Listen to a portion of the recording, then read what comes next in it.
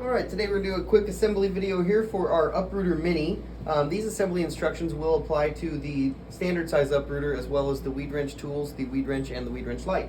First of all, I'm going to start off by pointing out the areas that I think we would like you guys all to be greasing when you assemble your tools, and then going forward for maintenance purposes. So we always like to apply a little bit, and this is always just a thin layer, folks. A little bit of grease on the insides of the cheek plates here before we set them over, or you can also apply it to this portion of the tool and then set the cheek plates over the top.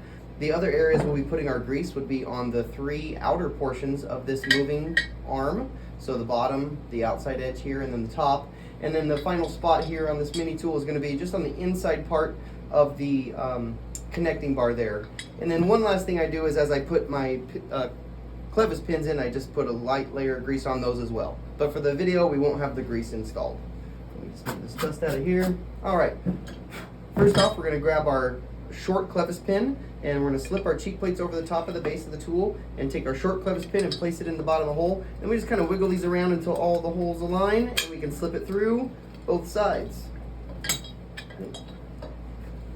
There we go. So we got her through both sides there. Now I'm going to take my long clevis pin, stick it through the top hole of this connecting bar, and then I'll rotate it around until the holes align, and then again I just wiggle that through till it's all the way through.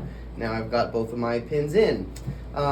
This is going to be a little bit different for the mini and the weed wrench light than it is for the larger tools. The larger tools have a little bit extra room in this clevis pin here, which allows us to install the cotter pins this way and pull them, pull the long leg out. But these pins don't have quite the same clearance, so we'll be using two sets of pliers to finish the job today.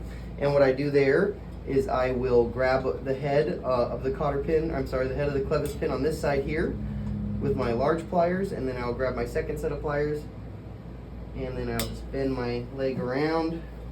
I guess it'd be better if I'd stuck this where it could reach.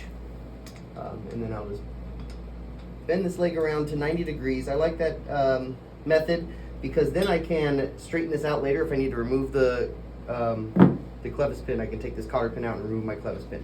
So again, I'll take my second pin, slide it through. Again, we don't have that extra clearance room that we want. So I will grab this pin head on this side, and then I'll grab my long leg of the cotter pin with my pliers, and then just pull it up at a 90-degree angle. Once I have that done, those are ready to go. Our tool's ready to be used.